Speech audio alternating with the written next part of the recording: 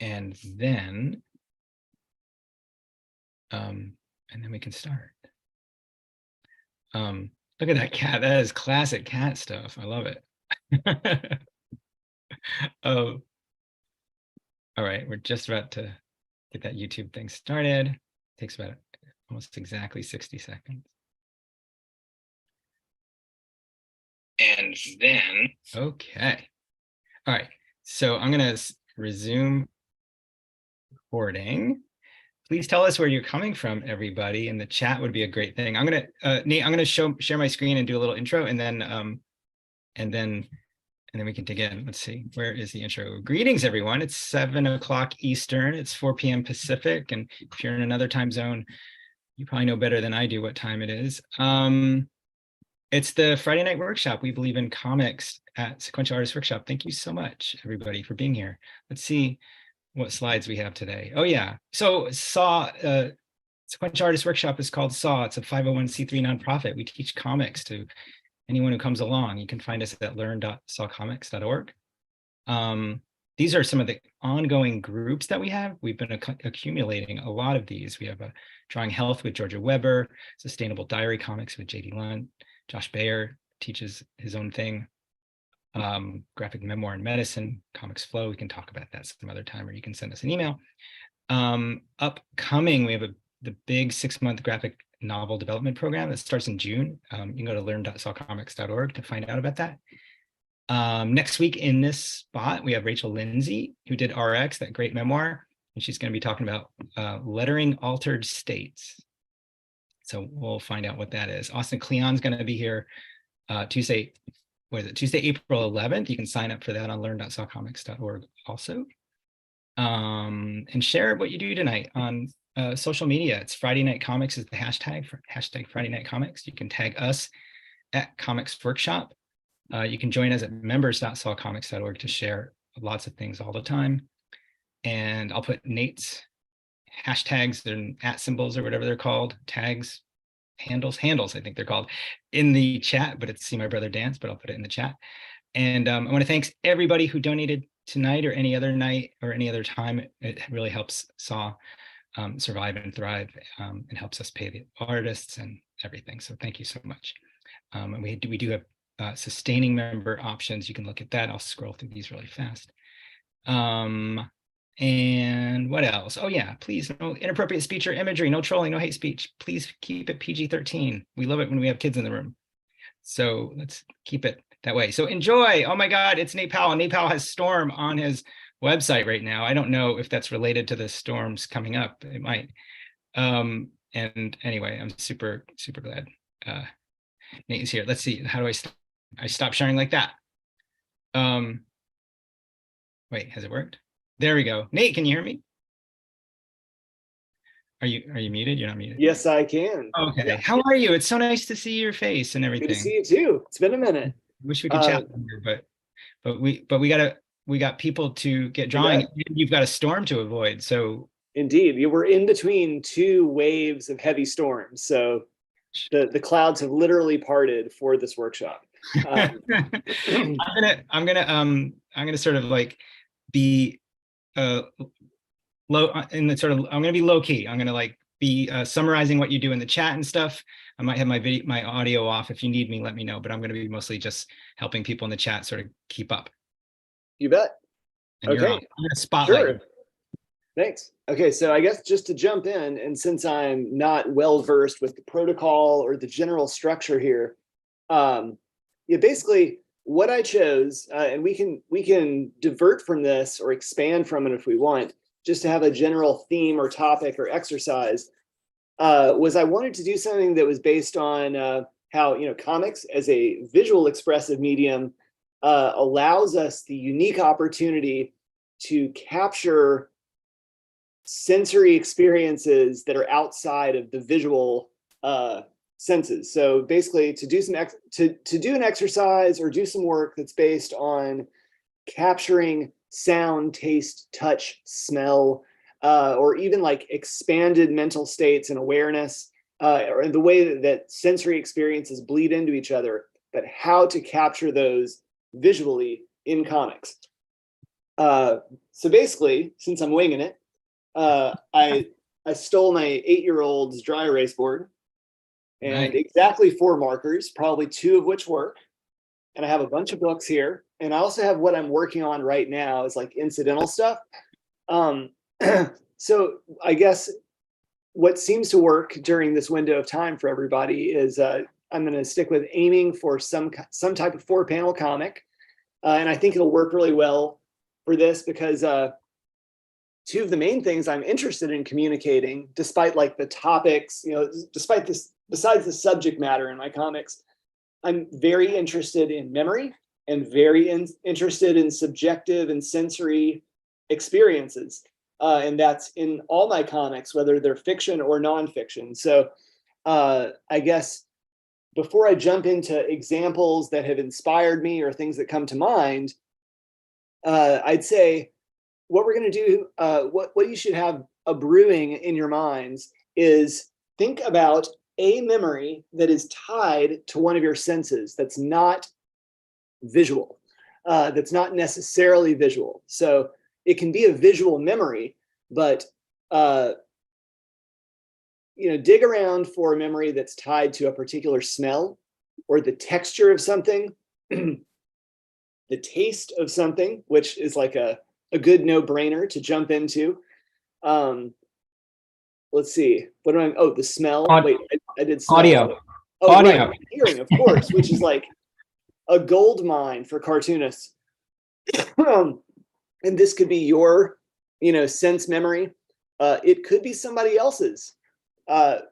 Importantly, this doesn't have to be like a life-changing memory. It doesn't have to be a big thing that changed the course of your life. It can, in fact, be what you had for lunch or dinner. It can be petting your cat.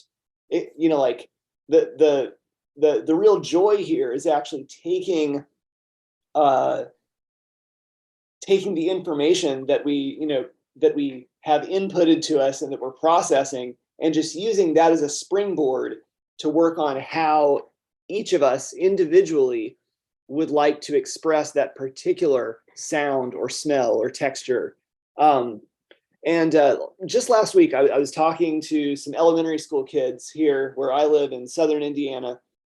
And I was trying to kind of like deliver everything in a quick package at their level.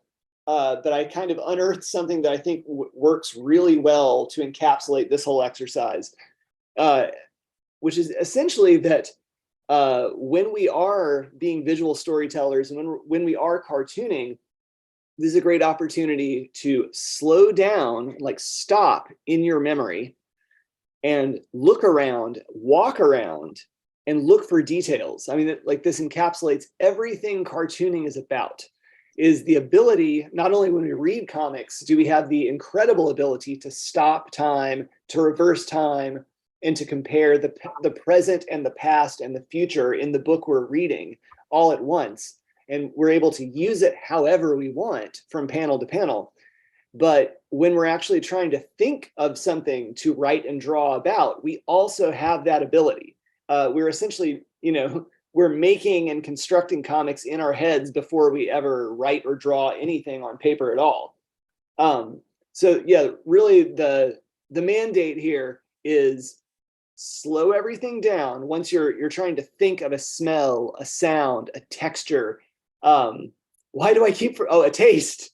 Yeah, we're going for these 4 other senses. Come up with a memory, big or small, that's attached to it. And once you find something that doesn't have to be profound, something where you're like, that'll do, I want to explore that. Next thing, slow it down to a crawl in your mind and look around and look for other things which might be present in that memory, in that moment.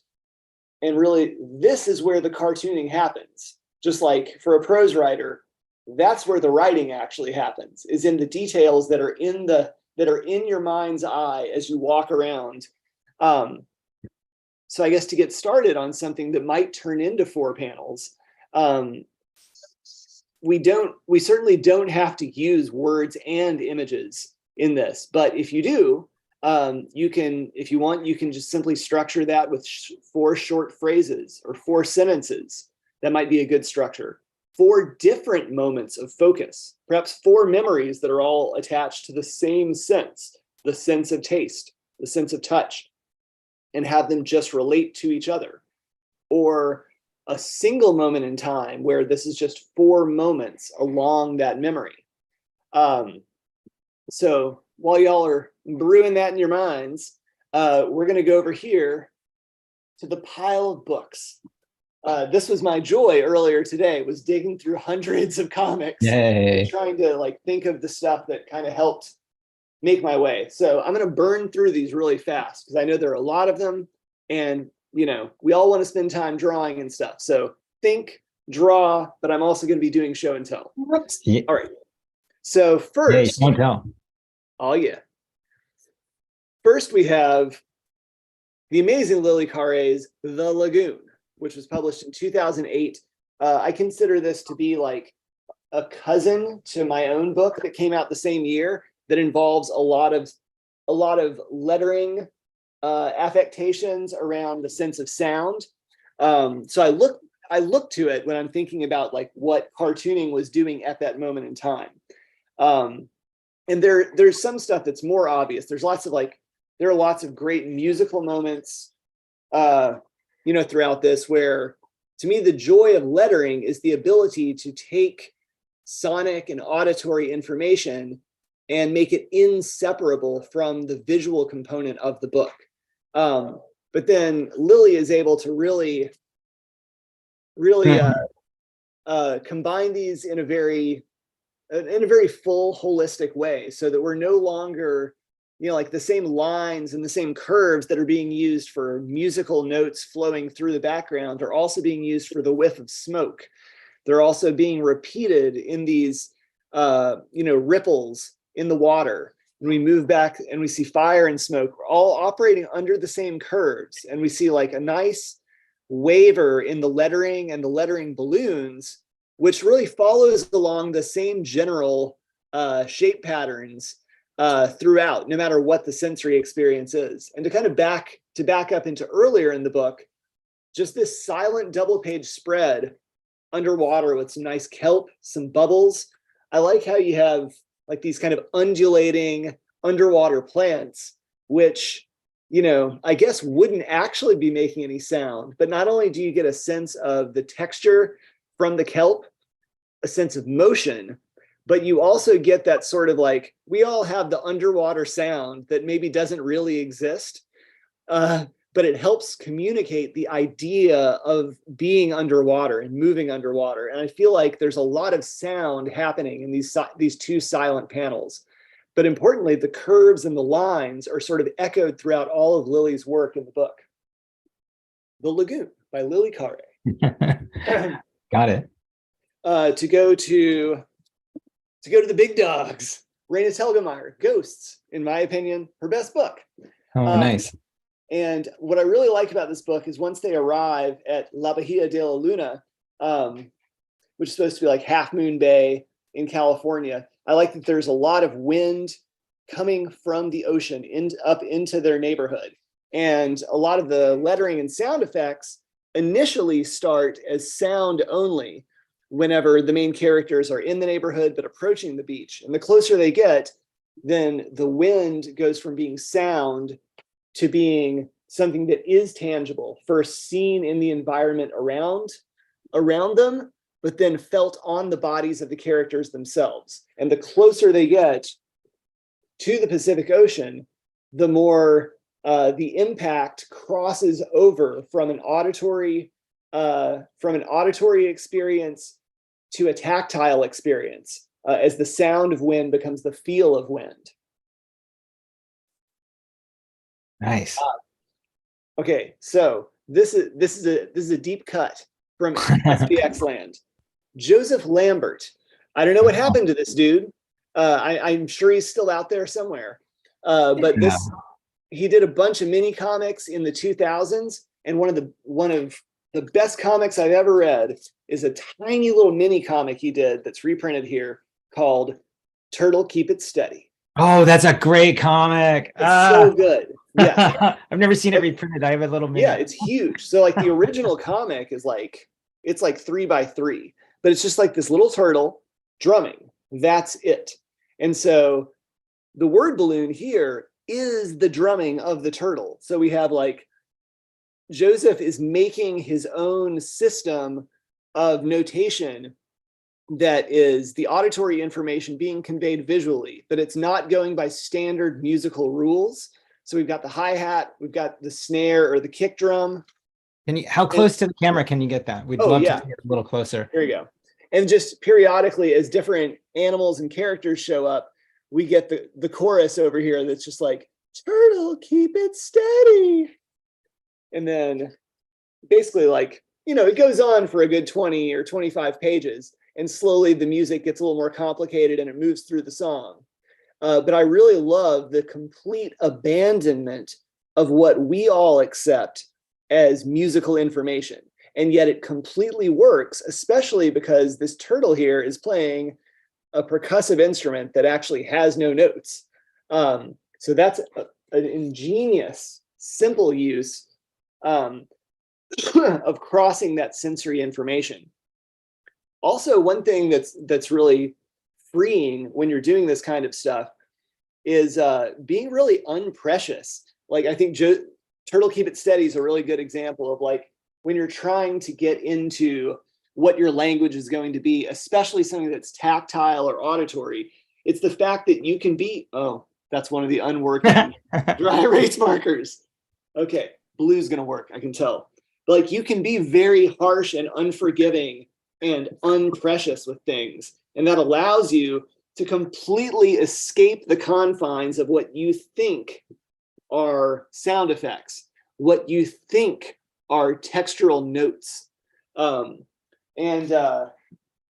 It happens to me a lot. Like I'm a full-time cartoonist and I definitely draw things to a nice level of finish, but that kind of gets in my way sometimes because I get too precious. So this is a good exercise for being extremely unprecious about your work.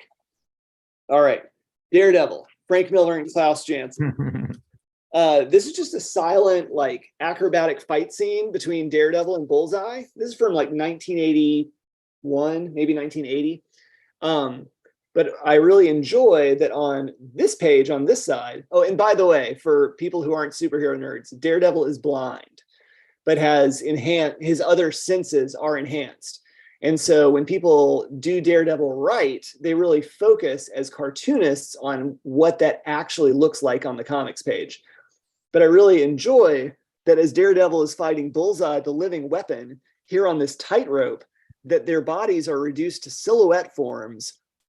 And keeping in mind that Daredevil has enhanced senses of touch, hearing, smell, etc., the fact that the richness, the vibrance of colors from the cityscape behind him are sort of a sit-in for what is implied as this heightened awareness of his environment around him. Like he sees through radar that he's like pinging off of his head or whatever. But I feel like this is a really classy, understated way to give the feeling, like as he's jumping up and down on this tightrope and sensing the vibrations and then using that to his advantage to knock Bullseye off. I feel like this is a really classy page to get some of that across without actually digging in and being really explicit about the powers of like his other heightened senses. And in a nutshell, this is just a recap, also written by Frank Miller, drawn by John Romita Jr. As young Daredevil is training, already blind, working on the rest. I like that in an homage to the previous artwork, it's just before dawn in New York City, dropping out the main characters to solid black so that we really are given a sense of the city coming alive and vibrating with stars, with laundry, and those colors, which are kind of muted, seem to explode on the page when there's nothing else there but black. Also, this is like kind of a gray area for our exercise, but I think this really applies because you never have to beat people over the head with this kind of sensory information. Sometimes it's the absence of it that you can kind of allows you to magnify the experience. A recent one, this is from the excellent Marauders X-Men series. So the artist on this issue is Matteo Lolli. And there's this X-Men character. She was a Morlock, Callisto. She has extremely heightened senses, and I guess she had lost those heightened senses for some period of time or whatever. She eventually got them back. And finally, she is experiencing sunrise on this mutant island nation for the very first time in her life. And basically she has been dead inside for months or years without what she knows as the normal way of experiencing things. Her gift gives her a window into the world that none of us will know. But I appreciate that all of the hard lines are dropped out. Again, we're dealing with characters in silhouette, which I think helps us jump into a character and what they may be experiencing. It's sort of by taking all the information out, perhaps it's easier for us to kind of jump into their shoes. But I thought it was a classy approach, and they only needed one panel to do it. What's the name of that character? Oh, Callisto. Oh, Callisto. Yeah, she used to be the leader of the Morlocks, Tom, until Storm challenged her for the leadership back in 1982. Okay, I'll have to go back into the archives and. Next, we have I Am Helen Keller, written by Brad Meltzer, drawn by Chris Eliopoulos, also like an incredibly skilled letterer, but he does the art and the lettering and the colors in these books. Helen Keller obviously is a no-brainer in this situation, but I really like I really like the choice here where lettering is combining with Chris's artwork for the crucial moment where Anne Sullivan is over and over and over again trying to sign WATER into young Helen Keller's hand to make the connection. I like how the word balloon it has a tiny little hand on it, and the finger on the tiny hand on the word balloon is pointing at the exact point of contact between their hands, so that you're able to still perceive the word balloon almost as typed communication, and you're not getting bogged down by thinking it's supposed to be auditory in any way. It just really works in a nice, smooth way. And then eventually, through the process of repetition, through its consistency, we're able to focus on Helen Keller's slow realization in her face at what's being communicated. Also, silhouettes against a multicolored sky. How about that? Yeah, another silhouette. Wow. I'm going to skip another Daredevil.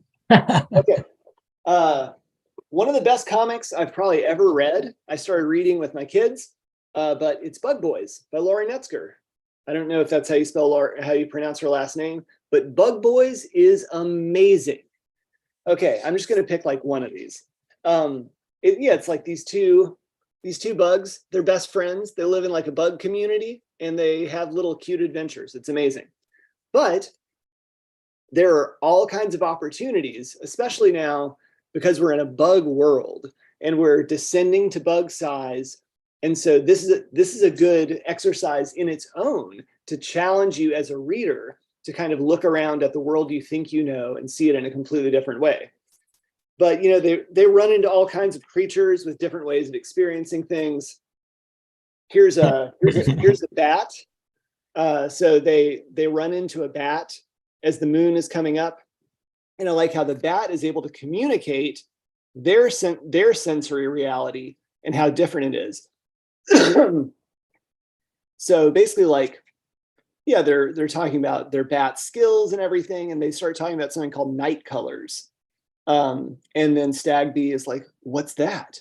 It's not a literal color. Night colors is a feeling when the night is peaceful and your flight is true. It's a state of mind when life is good. And then it sort of just goes into what the experience of moving around the world looks like for a bat that largely relies on their ears and relies on radar. I'll skip that one. And this is a really good moment. This is where we start getting into texture and experiencing texture and time in a different way. So Stag Bee and Rhino Bee go on a little hike up a mountain. They have a slow brewing fight. but they're kind of like settling things, and they're up here eating their little lunch at the top. We're up so high, and we have this teeny tiny little pine tree. It's hard for plants to grow up here. Look, this is a pine tree like we have back home, but it's tiny. It can't get enough root space to grow big, but still it grew up. Here we go. This is what I'm talking about. That's sad it couldn't get big. Really? I think it's cool. Now this panel, where like 3 different moments in time are happening at once, the cone it grew from probably blew up here on a gust of wind. So we have like this amazing sense of motion and texture, and also the heat or the chill of the wind. But also it's like, by making it pink, it's clearly supposed to be an effect, and it's like not supposed to be the objective reality in the moment. But now it's unique, the mountain version of being a pine tree. And so it allowed itself to become its full pine form, just as a tiny, tiny tree that was still able to survive. But I like how in this one panel, we have an enormous expanse of time, like years and years have gone by, but there remains action and a real sense of like the roots clutching on to the barren, scorched earth. Just ingenious stuff. Anyway, the bug boys are adorable. We've got Jillian Tamaki, and I chose the children's book, They Say Blue, which may actually be Jillian's best book. And the whole thing's great. It moves through the entire spectrum. It's awesome, and you'll cry. But like, just to go with the color yellow, I guess, orange, I don't need to crack an egg to know it holds an orange yolk inside. I can't see my blood, but I know it's red. It moves around my body, even when I'm perfectly still. And I love how this is kind of, I guess this is right at the beginning of when Jillian started using like really scratchy, layered, like looks like micron or ballpoint pen marks that start to add up and really develop their own sense of texture that's almost like graphite pencil.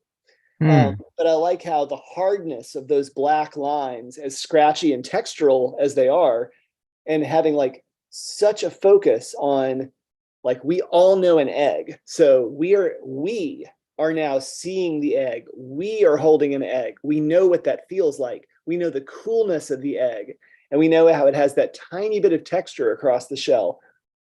But that sensory experience, the total experience, seems to be radiating out in these like watercolor strokes or marker strokes. And I like how that was probably just like a very quick decision, to use like Bob Ross language. Like Jillian clearly just had to make a decision and like do a bravery test.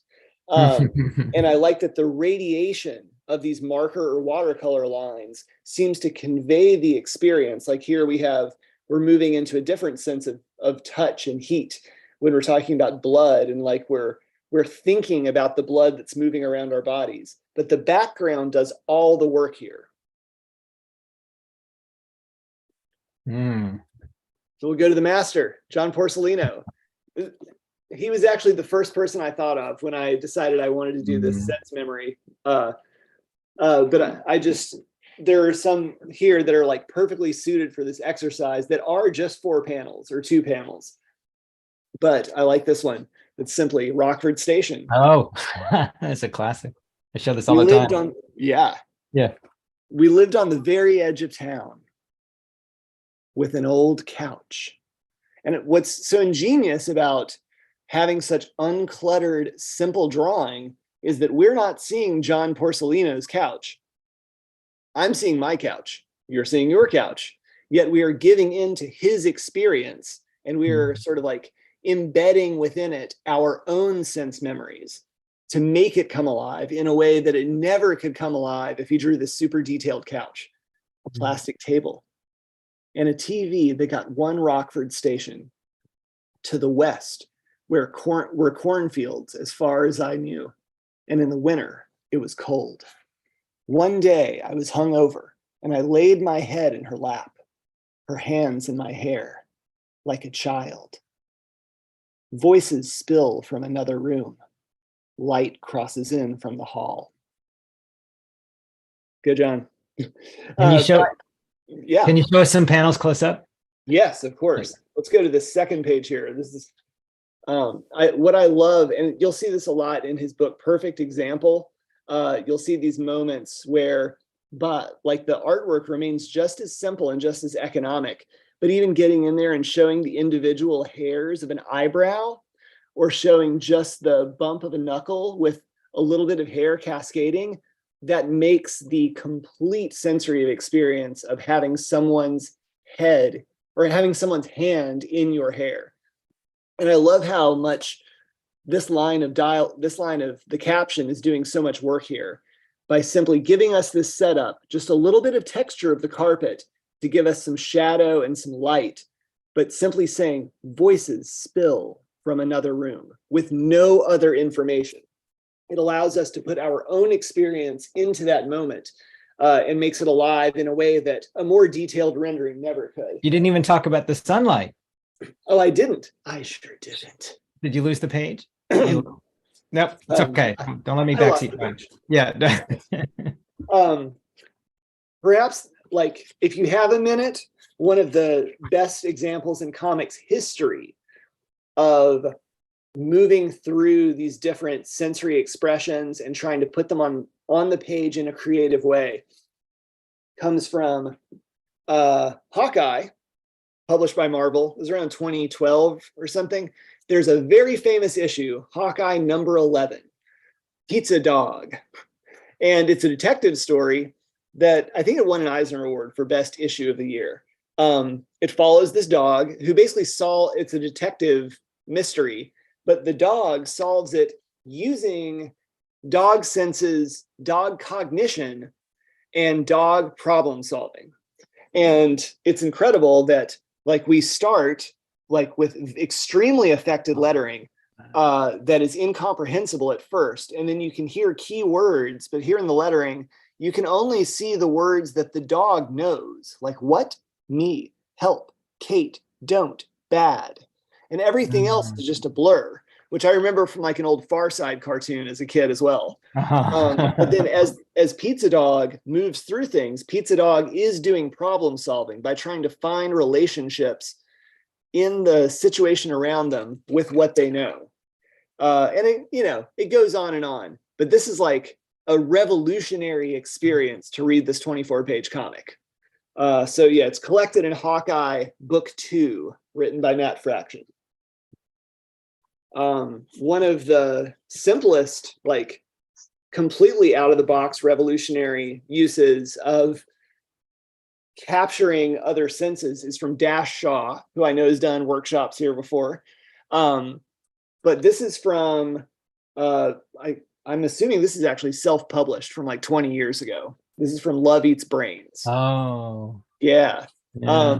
And so there are these moments here that just blew my mind the first time I read this, that he would dare to have a character like sitting at the top of a tree, watching the sun, and just writing nice feeling, smells, wind, super, great, air, breeze, cool, touch, smell, breeze, wind, air, and then around the sun, heat.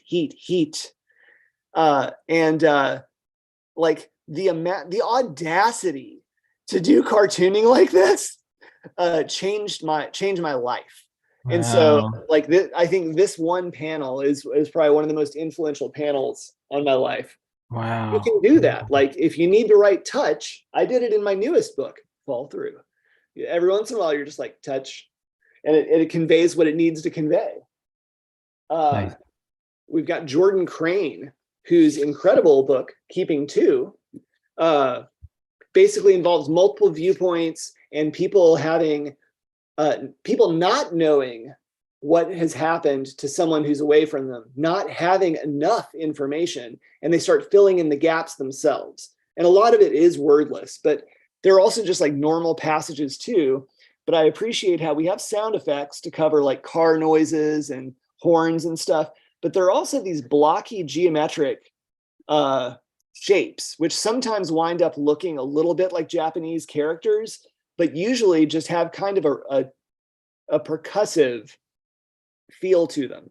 And then as we move along, there's a little waiver to a lot of the line work. We have a lot of like halos around streetlights, and we have a little bit of rendering, but it seems to give a little bit more of a feeling of environment, of like the humidity in the air or the cold in the air. And a lot of this, I feel like you don't have to do as much work to convey a sound or a texture when you're able to convey just what the feeling of the space in between, the air, is like. Yeah, and I guess my last example would be perhaps the first graphic novelist, Lynn Ward. And this is my segue into some of my own recent work, or some of my own work that has experimented with these different sensory situations. So these are comics made in the late 20s and 30s, commissioned by the WPA during the Depression. This is a panel, like, this is all just wordless comics, single panels to a page. Obviously, like, as the medium had not even been developed yet. But this particular panel sort of launched my book Fall Through. And a lot of it is really haunting and creepy and has a really strong etching vibe. But a lot of it just seems to vibrate in space constantly. So you always are getting this very tactile sense of characters and where they are in their world. Here's a really good example that I think communicates like heat as well as texture and smell, just on a little reclining chair underneath some delightful palm trees with the sun creeping through. We've got some nice textural components here in the shadows and the highlights that are going on in the sand. And a lot of these details, like, you might look at them at first and they are so extremely visual that you're like, well, that's not extrasensory. That's just how sand looks. But nobody thinks about sand without thinking about warm sand or cool sand, or the difference between sand and shadow and sand and sun, and the way sand is between your fingers or like in your underwear or between your toes. Just even bringing up sand is sort of like opening a treasure chest of sense memories. And also this kind of like thick palm leaf that's like, it's the kind of stuff you like wrap food up in it and you put it in a hole with a bunch of hot coals and you make dinner or whatever. I love that this isn't just like this particular type of plant and you can identify the specific plant, but it's that thick kind of emerald green leaf that seems to remain cool at all times. So sometimes it's just like a lot of that is communicated so well because of slowing down, looking around and finding these minute details in something and just choosing to focus on those. Those actually complete the picture and communicate the idea. Is there anything that I like need to do right now, Tom? Encourage people to draw. Oh, and yes. I would like to encourage you to draw. Yeah, so what's the protocol for as far as sharing what people are working on? In progress, should I've got a couple more. Somebody's asking, what particular Lynn Ward book was that? Oh, yeah. Okay, so the one with the palm fronds is, I believe it's Song Without Words. Okay. So you can actually get all of them. Like the Library of America published all of these. Art Spiegelman edited them. It's all 6 books in just like one handy collection. So this is a constant here at my desk. So maybe you said you wanted to show us a little bit more of what you're doing along these lines. Yes. That would be great. And then people can sort of wrap up what they're drawing. Hopefully they're drawing, but we are in the chat. People are saying, I'm enjoying myself too much watching and not drawing anything, but I hear you. We'll see how it goes. I will be less personable, less engaging, and slightly ruder. And I hope that helps. Okay, so I'm going to try to share my screen, which usually works. Yeah, you're a co-host. You should be able to do that. Okay, so share. All right, desktop 1. Okay, and now I'm going to hide this thing or whatever. Oh, wait, here we go. Okay. This little window. You get to see a little weird X-Men fan art I did there in the background. What character is that? Oh, that's Kitty. Well, Kate Oh, and right. Lockheed. Yeah. But yeah, Kate Pryde's a pirate captain now. So I'm now revealing the true depth of my highly specific nerdiness. Okay. So just keeping it completely limited to the topic at hand. This is a page that I did back in like 1999 for one of my self-published books. And basically it's like two friends who had a kind of a crush on each other go to eat lunch together. One of them just like has like a cavity or something. And basically like, you know, there's a little bit of a spark. They give each other a kiss in the middle of a bite. And something goes wrong, like food gets stuck in the cavity or whatever. But after this moment of silence, down here we have this saltine cracker falling to the floor. We have this very dirty lettering. And really, you know, nothing of any importance is happening here other than we know that the blonde character is in pain and is trying to communicate that, but can't communicate it clearly. So I think for me, this was at the beginning of my long path of scribbling my lettering so that it's barely legible. Can you zoom in on that? I wish that I could. I don't Really? think I can though. Huh? Wait, I'll bet you I can if I take it off full screen. Yeah, here we go. Oh yeah. You're a genius, Tom. Okay, let's see if I can bring it over. Yeah. Wow. Hold on, I'm getting the rainbow wheel. Oh, are you? We The just see rainbow hand. wheel, it's not going to defeat me though. It's going to do its rainbowing. Oh, that's We're funny. about to- It's really irate. Oh, here we go. Okay. Yeah, and a lot of it was at the time, as like a 21-year-old, I didn't know any better way to communicate what it would be like to try to say something and have it not work because of the pain. Can you zoom in one more time? Yeah. And so, like, you know, I had my wisdom teeth removed. I had like impacted craters and stuff. And so I just tried to rely on that. I remembered those intense shots of pain that would come and go in a matter of seconds and how it would completely make it impossible to speak. So I did have words in mind when I was lettering, but that was not important. And so let yourself scribble. Let even the lettering contain texture. Let it be visual communication more than anything else. Okay, I'm going to go to the next one. There we go. Okay, so my book, Swallow Me Whole, was sort of what I think might be my only real contribution to the medium of comics. Had a lot to do with the use of lettering and inking approaches to convey auditory information or other sensory information visually, which is why I chose this theme. So at the very beginning, we've got our main character, Ruth, here, speaking to her grandmother, who is terminally ill.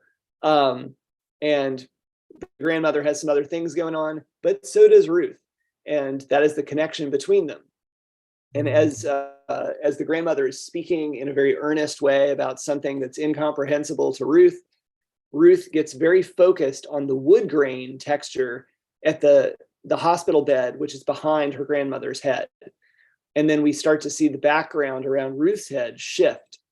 This entire page was done with brush, and I just worked really slowly and just tried to let it happen. And I actually tried to do straight lines here, but I knew that since I couldn't do straight lines, that just simply letting the lines be a little crooked would help convey what I was trying to convey without much extra effort. And this is just sort of the rot of illness coming out.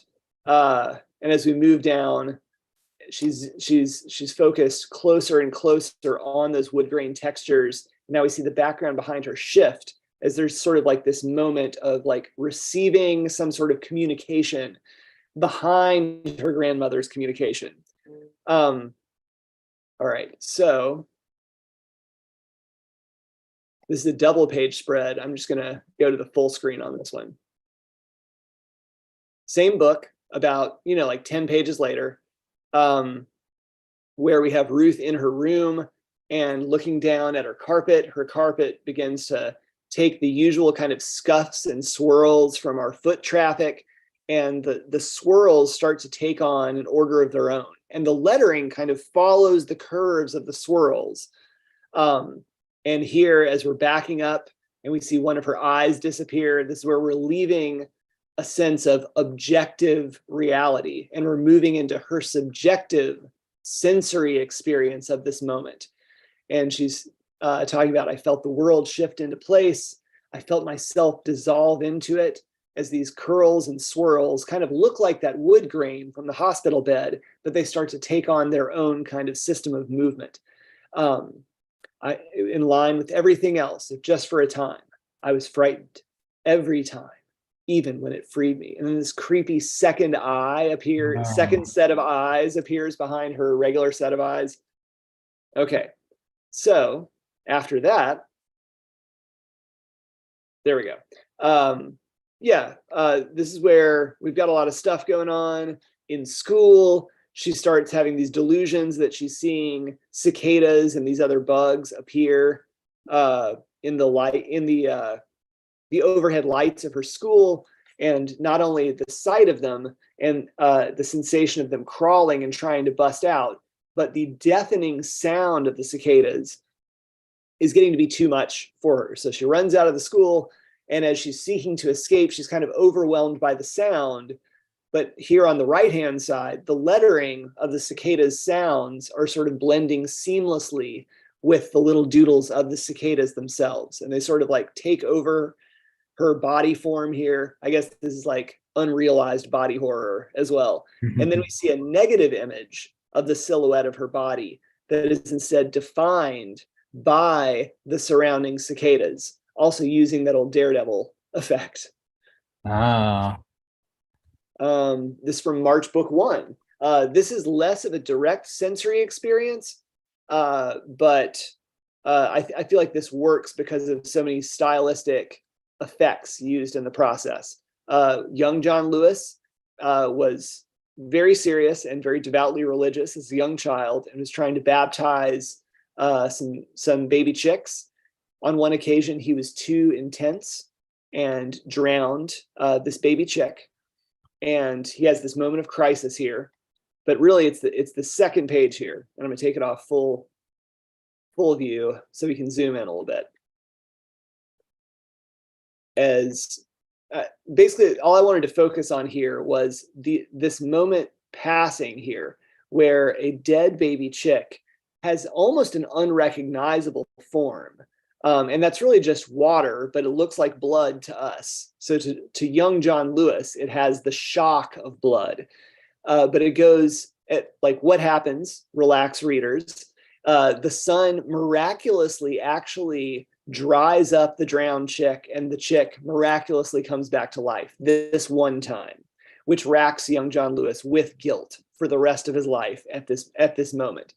But also it's the fact that the chick goes from being almost unrecognizable to being kind of like a lumpy shape.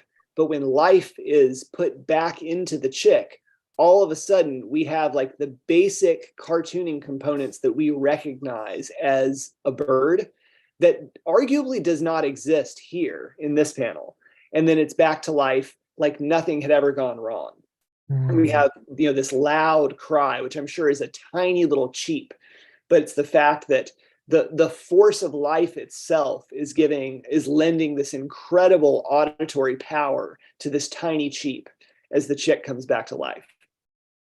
Alrighty. So, oh yeah, and in March book 3, this is like a special cartooning problems. This is the true life story of John Lewis and the time he got to bump and grind with Shirley MacLaine at a house party in 1964 during the movement. And basically, I figured out what song was #1 that week, and it was Martha and the Vandellas Dancing in the Street, which was perfect.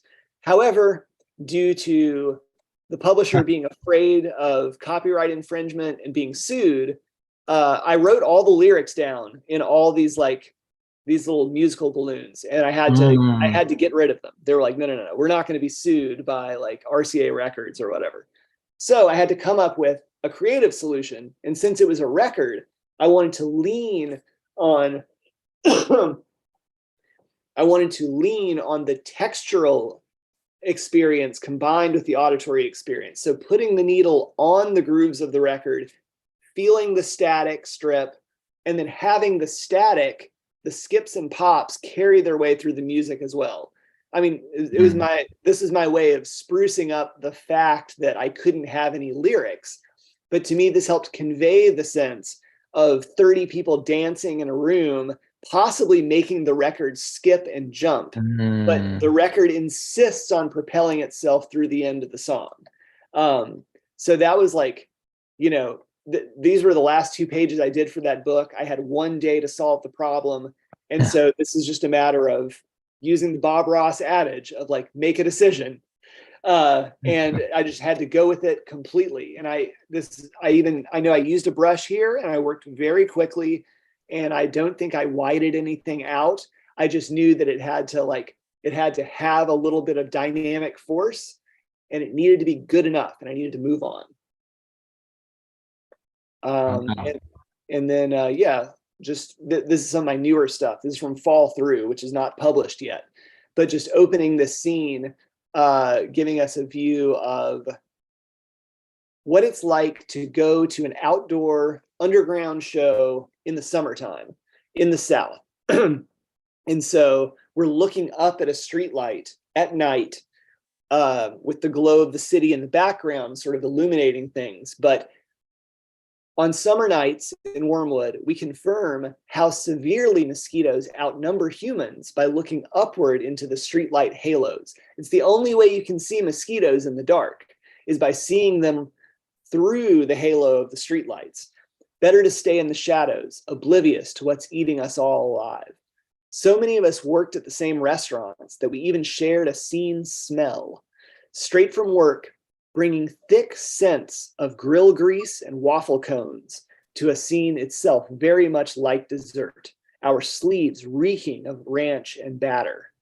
And a lot of it is like the sensory experience of being like an 18-year-old and going to punk shows in Arkansas is inseparable from the smell of people leaving their restaurant jobs to go to the show.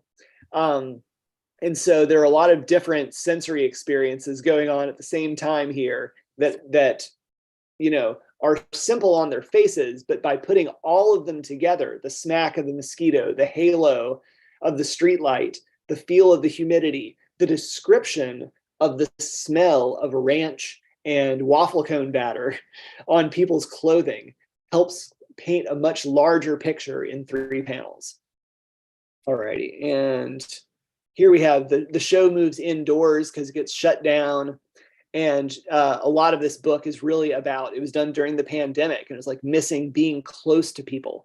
So a lot of the book is really, really sweaty, just like people breathing on each other, sweating on each other, just getting slimy and having a great time.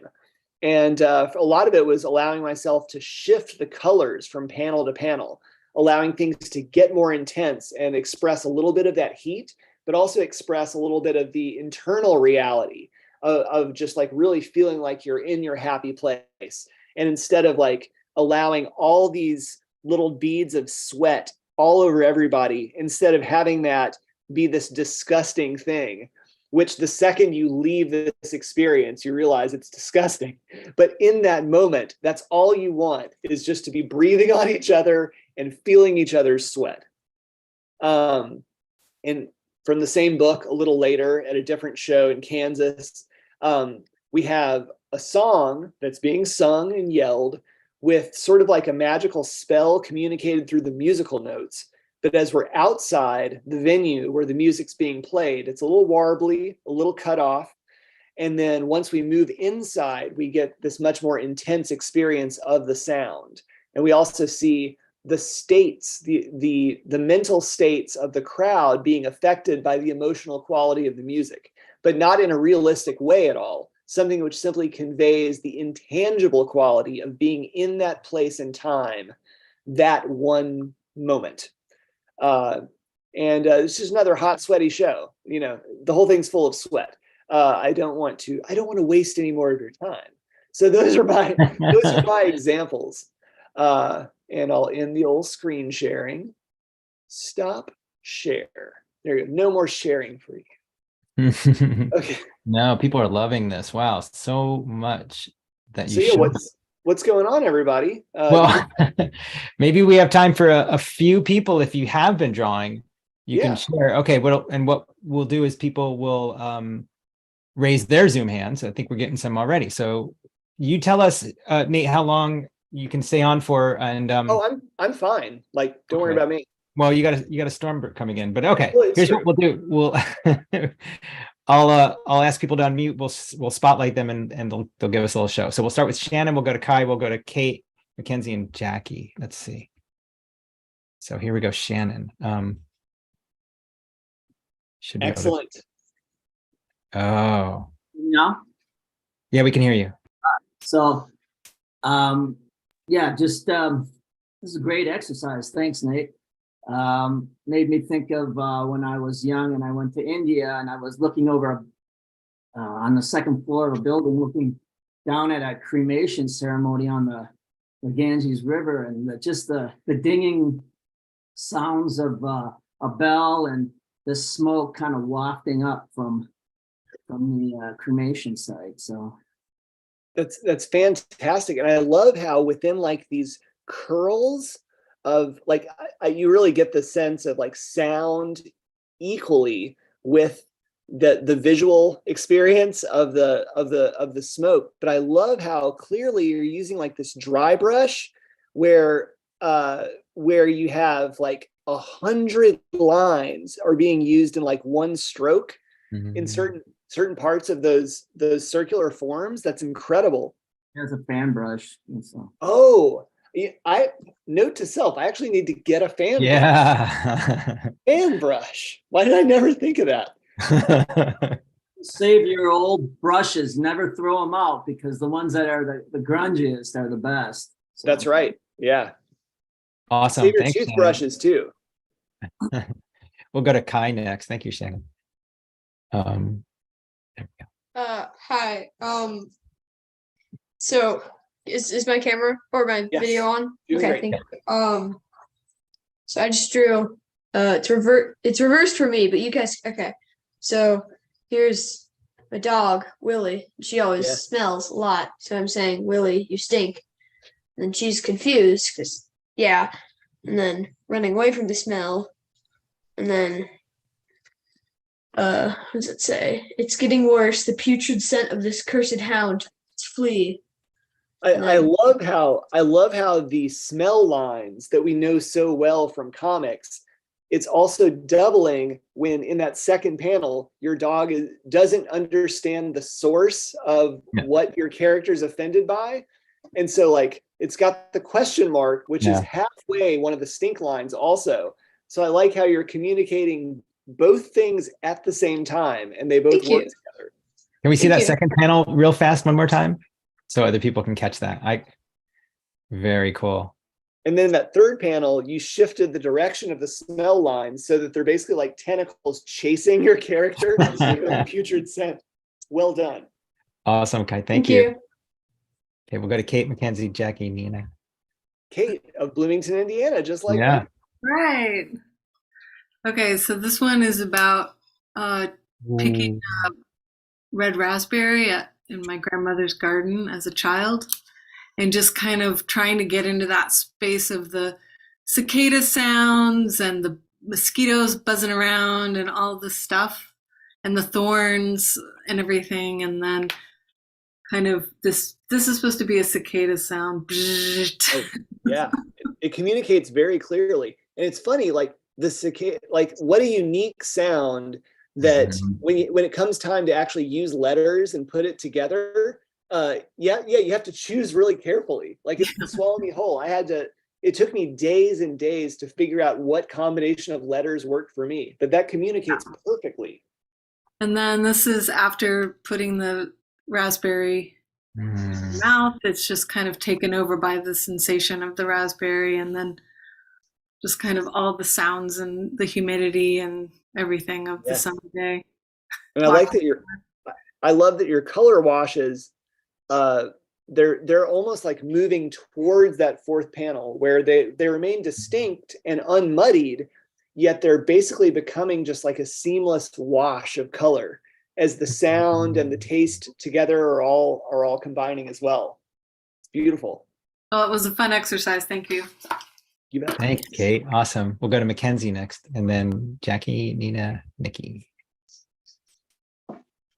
Hello. Hi. Hi. Hi.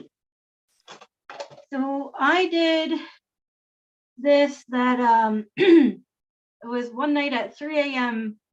I went outside and I had to switch to my phone, but the wind started howling and there was just this beautiful calmness between the storm running in and the moon, the full moon on the other side. And there we go. Oh, a sudden crash of thunder. Yep. What I really like is how in that second panel, when you are first detecting the wind, I get a real sense of that tree being pulled to the right by the wind, where it's clearly outside of its resting shape. And so once the lightning arrives, yeah, you've been warned. You've warned us on the page that anything can happen. Thank you. Awesome. Thanks so much, Mackenzie. Looks great. We're going to go to Jackie, Nina, Nikki, Katie, Sabina.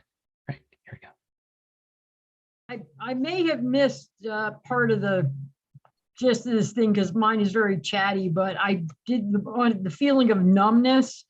When I had my daughter, I delivered her cesarean section, and this is like, the doctor leaning over me and, it appears that your baby may have inhaled. We need to take her for examination, blah, blah, blah, NICU.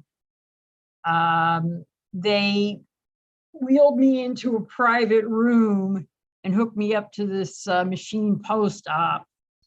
I think it was ultrasound, and it's just me kind of like, I want my baby. I kept thinking that that line from Kill Bill, because the numbness freaked me out, and that's just me thinking like, wiggle your big toe, and not really being able to wiggle it.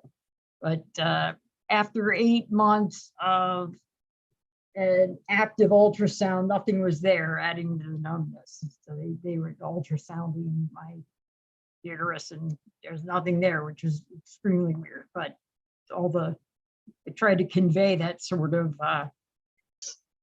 like it's numb, but it's tingling feeling. Yes.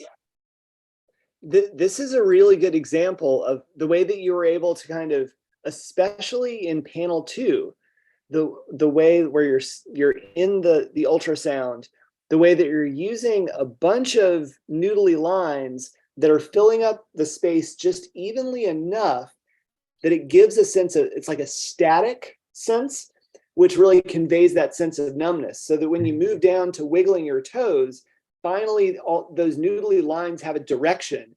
And so even though you're using essentially the same lines to communicate different parts of numbness, these two panels are radically different, where you go from the stillness of those static lines to this very focused effort to move a small part of your body. I think it's really effective. Thank you. That's great. Thanks. Awesome, Jackie. Thanks so much. We're going to go to Nina, then Nikki, then Katie, Sabina, then Phil. Am I unmuted? Yeah, I'm unmuted. So I finished chemo and radiation on Wednesday. This is why I don't want my face here, but so I was wrapped up in all of my pain, and I was listening to our Sonos radio, and the Debussy Clair de Lune came on, and all of a sudden it just brought back memories of so many great things in my past, such a beautiful piece of music. And I had been in Florida speaking in schools, And I had requested a grand pianist to play it in the hotel I was staying in, and she played it for me. And so as the music took over, it just brought me so much comfort, and temporarily I forgot my pain. That's beautiful. And I particularly love that on that bottom row of panels, you can really tell from your subjective experience, the way that you chose to render your own face is noticeably different, whether or not, like, depending on how intentional that was, you can tell that you've entered a completely different space. No, I loosened it up. It was showing the tightness and the pain, and then wanting to become more abstracted was my plan. Yes. Within that short span of time. But I appreciate you doing this with us. That's fabulous. Thank you. Of course. Awesome. Thanks so much, Nina. Very well. Nikki, we'll go to Nikki next.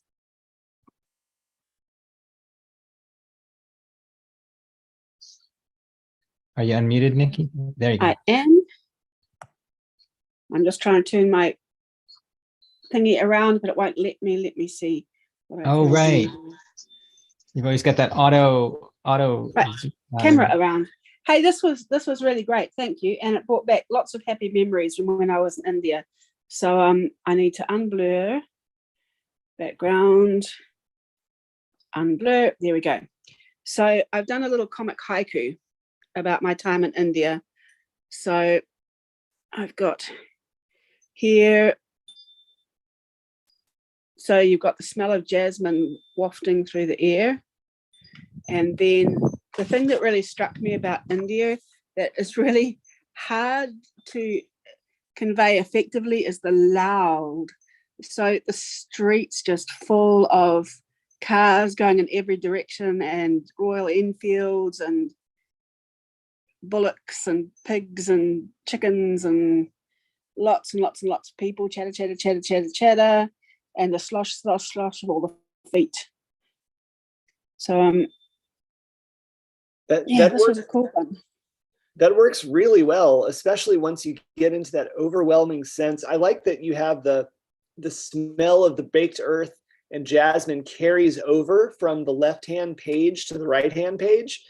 But the fact that, like, you're filling up that right-hand page with so much content, but once you get down into that crowd of people, I immediately noticed that these are individuals. I really like that guy that person who's just left of center, who seems to have just a little bit more of a hunch over in their shoulders and is a little more fatigued in between two happy people. I was really drawn to that person. But I like how with using just very quick gestural lines, there's a real sense of individuality in that crowd. Thank you. Amazing, Nikki. Wow. Thanks so you. much. This is a good time to remind everybody to post these elsewhere on social media or wherever you can. I'm going to post that in the chat. We haven't done that yet. So there you go. Awesome. Thanks, Nikki. And we'll go to Katie and Thank you. Sabina. There we go. Hi, everyone. Hi. Sabina wants to share hers. When I'm looking, okay, this was like last week. I was looking in my window and I just saw how bright and shiny it was. So this is how I'm feeling. So me, so calm, so sunny, so chill, and so nice. I'm just watching the prairie, which makes me feel very all of it. I love it. And I love that feeling of glowing that seems to be coming through the window. The fact that the colors remain so vivid and the black remains so black, and it lets that white space really kind of shine through. So I get the feeling of that stillness and that warmth and calmness from it. Excellent. Thanks so much. Katie, you got one too? Okay, thanks so much. All right, we'll go to Phil next.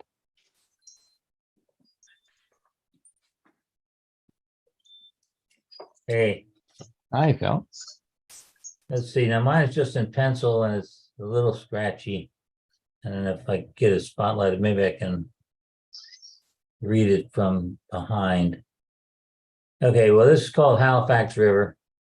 And it's just that the scenes are, the four panels are, I'm fishing. Fish starts to walk away with the line. I get the pull, and then the fish is eventually on the dock. And ironically enough, this was like the last cast of the day. I mean, seriously, the captain of the boat said, "Last cast. Come on, guys, put all your stuff away." And here comes. I'm just sitting there. My bait was already in the water, so. And then the line starts to walk away in my fingers because I don't have the bail on, and it's just this fish is just starting to walk off. And here I'll read it. What it goes from panel 1. At first, the line began to walk through my fingers, softly calculated. Then the line pulled. This is panel 2. Then the line pulled with a hard shudder.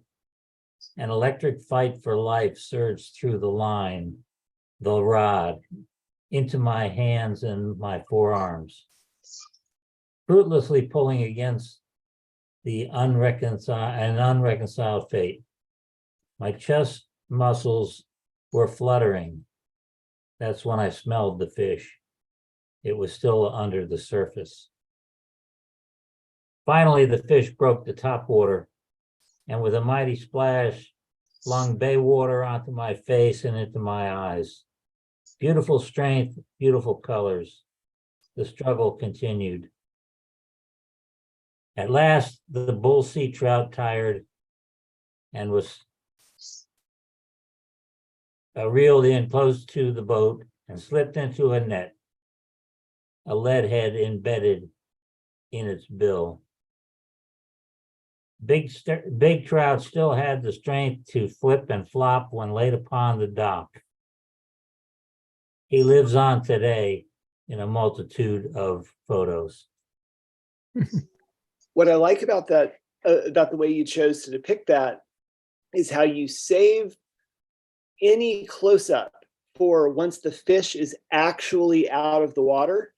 Because so much of fishing really is, it's you watching the line and where the line meets the water and what the ripples are around it. And Exactly.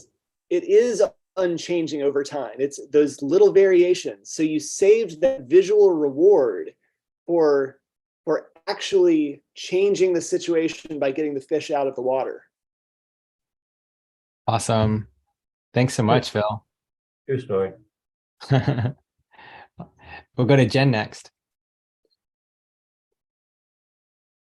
Hello, good evening.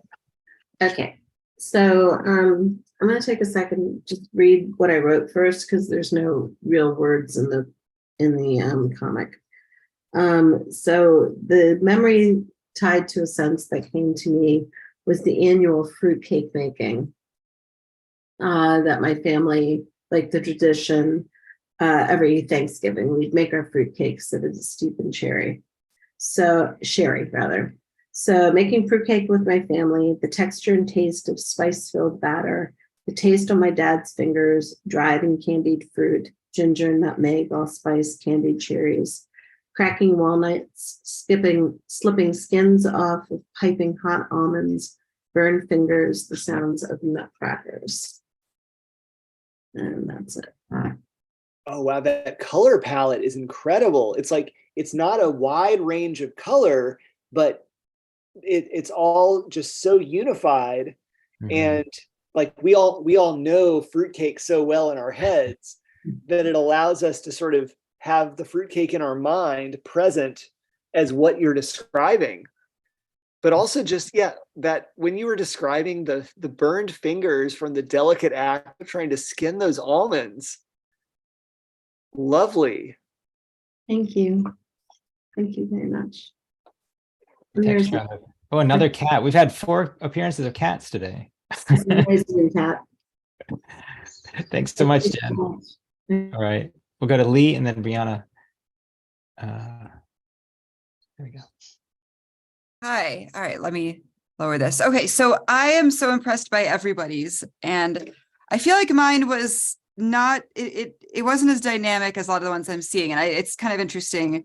Maybe mine is a very still, like, sense only touch memory. and it's a lot about anticipation. So I'm really wondering, like, how do you draw anticipation? I don't know. But here it is. So this is the koi game. First, you let your fingers drift in a koi pond. You close your eyes.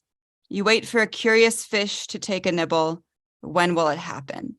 So I like the memory, but how do you draw like something that isn't even happening yet? I think that's interesting. But that's the point, though. Like we know what it's like even when you're in a lake and you're aware that there are fish around, but it's that moment where like you know that eventually somebody's going to start nibbling on you. And even though you know it's going to happen, it still kind of freaks you out at first. I like that you don't actually have the nibble. You don't have the payoff. It's just about seeing their weird little mouths. I think it's great. Thank you. Awesome, Lee. Thanks. We'll go to Brianna next. Thank you.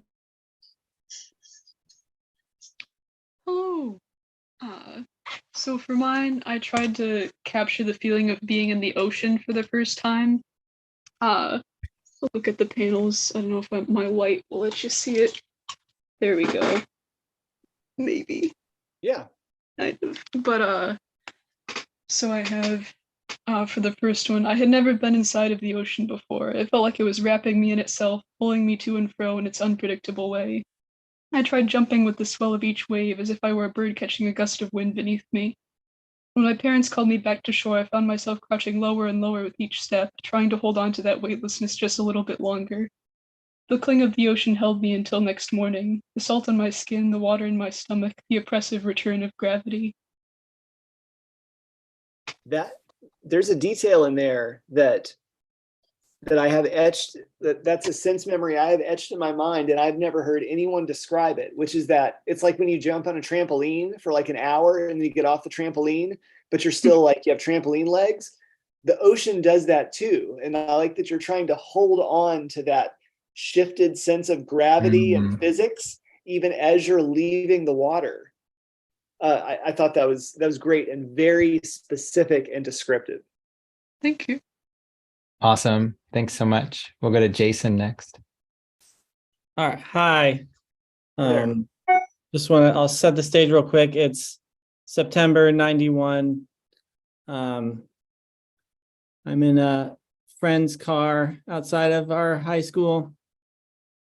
We're sitting there, kind of not believing what we're hearing. And then you see when the light's out, it's less dangerous. So for those of you might know what that's referencing. Pretty just like iconic song, and hearing it as it first comes out and just like blowing our minds. Yes. I love that last panel, the moment of realization that because especially loving Metallica, and regardless of what one's opinion was of the Black Album, waiting for the Black Album to come out, and that moment where you're both looking at each other in the car and you're like, this is it. Yeah. I know that feeling. Yeah. Awesome. Thanks, Jason. Thank We'll you. We'll go to Chineme next. There we go. Oh, hi. Funny thing about this comic, I wrote it on the back of one of my tax returns. So, hope it. Oh gosh. Okay. Sorry, I have that thing on where it's like. Usually, if you get it closer to your face, it works. Like the. Oh, okay. Oh, like well, like this? don't maybe not cover it. Usually, some people come on and say, "Do this, do that." Yeah, no, you had it a minute ago, so a little closer. That looks pretty. You basically got it. Dang. Well. Is it possible to turn it off? Yeah, let me see if I can turn it off, and if someone else can go right now, let me see. Sure, we'll go to Michael, and then we'll come right to you. Okay. Oops, I gotta wait for Michael to come. Oh wait, no, we're ready for you. I think, did that do it? I think so. Yeah. Yeah. Okay. Great. Michael This is a memory of my aunt giving me rice and stew and it being really spicy. And well, Lydia just said, she said it was spicy. I did not listen.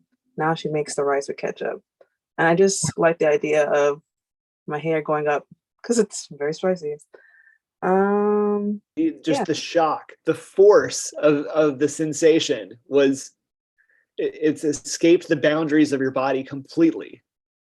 Exactly. Yeah, it's a good way to convey shock without a doubt. Awesome. Thanks so much. No problem. Okay, we'll go to Michael next. If Michael's ready, then we'll go to Marlene and then Mishka. I think that's it. Michael, are you on? There we go. Yeah, I'm still trying to draw what infatuation looks like. You saw some of this before, Tom, this character. Uh-huh. But anyway, I mean, this is like 20 years ago, but this woman looked like seemed like a cross between Diane Chambers and Morticia Adams. And even though I knew we were completely incompatible, I was just so smitten. And this is me trying to draw what that felt like. I like that all four figures are just kind of hovering in an unreal space. So even though you and your character are guiding us through this, I love that your character is also just this kind of drifting entity. So like the comic that you've built is, the whole thing is a free floating space. I think that helps convey something that's hard to communicate in words and maybe doesn't even have words, but it helps set a stage for just this internal landscape. Yeah, I guess all does happen internally. But I feel like I made no choices. It was just panic and trying to draw as fast as I possibly could. Oh, sure. That's like Nate did with the music solution that he had to do in March. Yeah, like a lot of decisions are panic, or like you have no choice but to figure something out in 5 minutes. So yeah. Awesome. Thanks, Michael. We're going to go to Marlene next and then Mishka.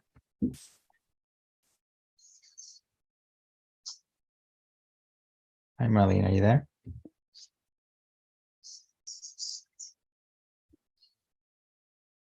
I just said, sorry, I didn't know it was me next. I really want to thank you, Nate and Tom, for this exploration, I call it.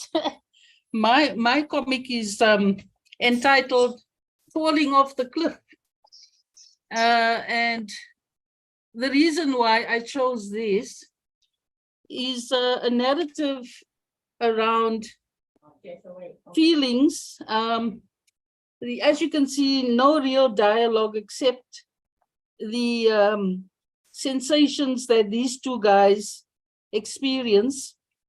The guy with the yellow face is learning how to go up the cliff, and you can see he's clenching his jaw, he's shaking, and he goes, brrr, it's so cold up here. The second frame, the mate in green tells him, look, I'll support you, hold on to my hand and I will pull you up. And it's all a scary, excuse me, a scary escapade for the both of them. And then the third frame is very fortunately for them, pardon me, a ranger spots them from a helicopter and comes to their rescue. You can see the swooshing, whooshing sound at the back, and a few droplets of perspiration dropping off his face. He's very scared, and his mate below is equally shaken.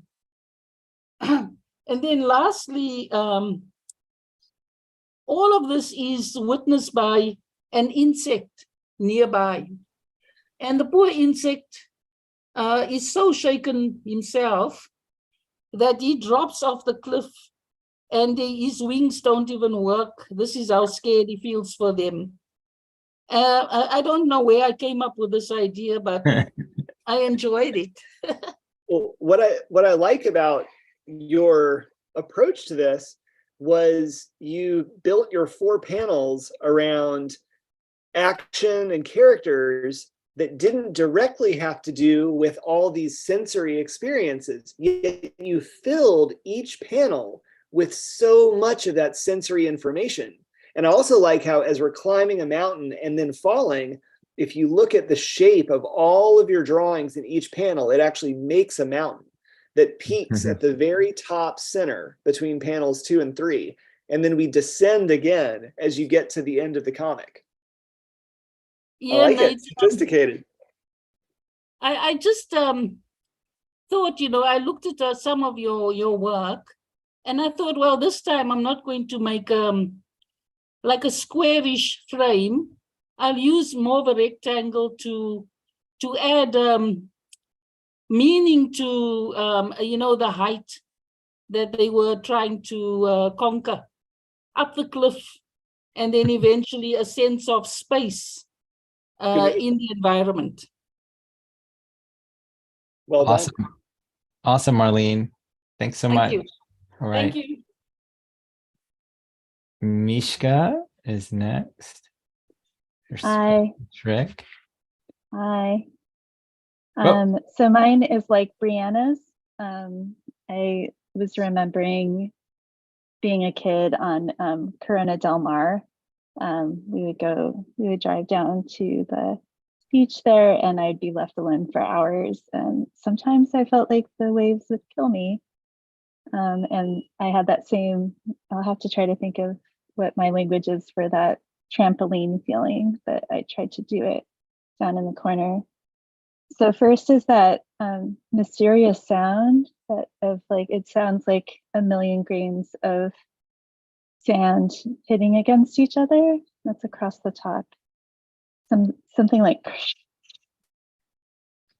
and then you can kind of feel the cold water of the Pacific against your ankles as it comes in.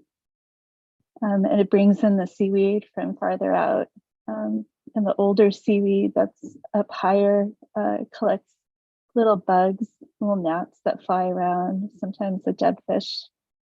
And then for hours, you just rock on those waves out in the water. And then if you dive under a wave as it's crashing, sometimes it feels like you can't come up to the top.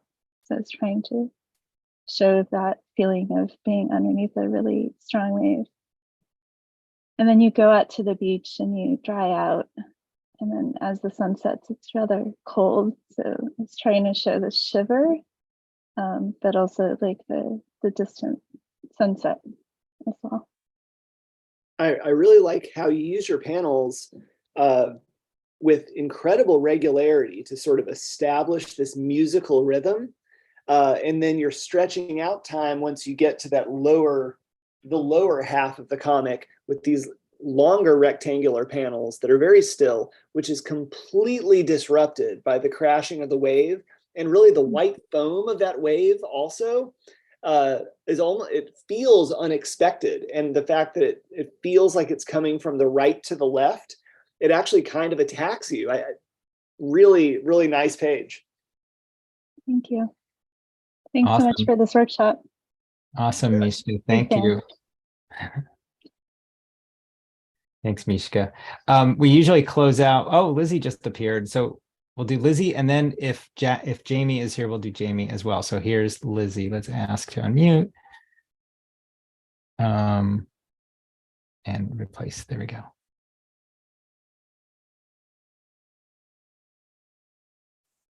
I did the feeling of wandering through the woods without a lot of clothes on. So I walk through the woods a lot, and sometimes I just get like this tingling little urge to like take some of my clothes off. And so there's no one else around, so I just do it. And so I can feel like the air on my skin on a lot of body parts that doesn't get it.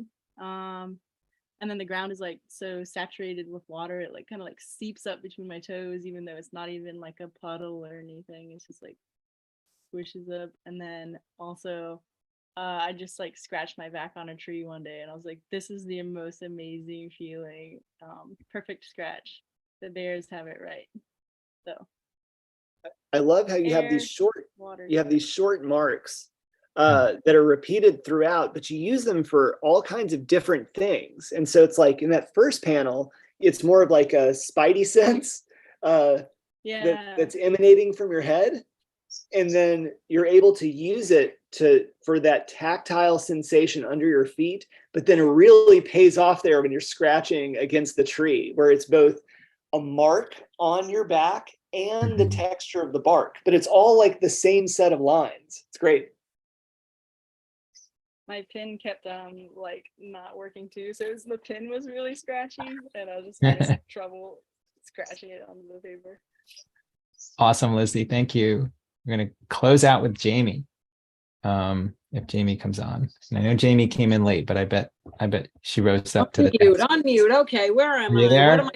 Hold on, start video. I'm getting used to this, Tom. Hold on. All right. So I know. Such a pain in the ass. Why would we close with such a pain in the ass? But we got to try it. So I know it was sensory, whatever, and I really missed the whole thing. But I've been trying to meditate so I could get better at communicating with the world. So here's me meditating, and I'm smelling the scents of the incense, and I'm wondering, will it burn down my house? I'm thinking of other smells I smell every day. One of the smells I smell every day, dog shit. Sometimes people don't pick it up. In Manhattan, most people don't pick it up. They leave it for douchebags like me, who pick it up as if it's a favor for some old lady who might step in it, and then it would ruin her day or possibly her entire week. So here is me smelling the dog poop, and there's the dog, the culprit. I'm not walking him. He's just like, aha, yeah, sucker, you did it. Look, it's creating a mustache of shame. Then here we go. I'm over here, more mustache of shame. This is a dog that I did walk, and I'm like, what did you eat? This smells like garbage. I mean, look, I normally can draw way better than this, but I had like 20 minutes. So what do you want? Anyway, so I'm like, what did you eat? And he's like, yeah, I did that. He's giving me his paw. Haha. Then I go back and I'm meditating, and now I'm like, do I have a holographic dog head? Because I think I might have a holographic dog head. Because every dog on the street comes up to me like, and I'm like, are they smelling the biscuit bin that I have? Is it like a chum bag for sharks? Or do I just smell like a dog all the time now because I've been walking them for so long? Anyway, that's me meditating. I've turned into a dog.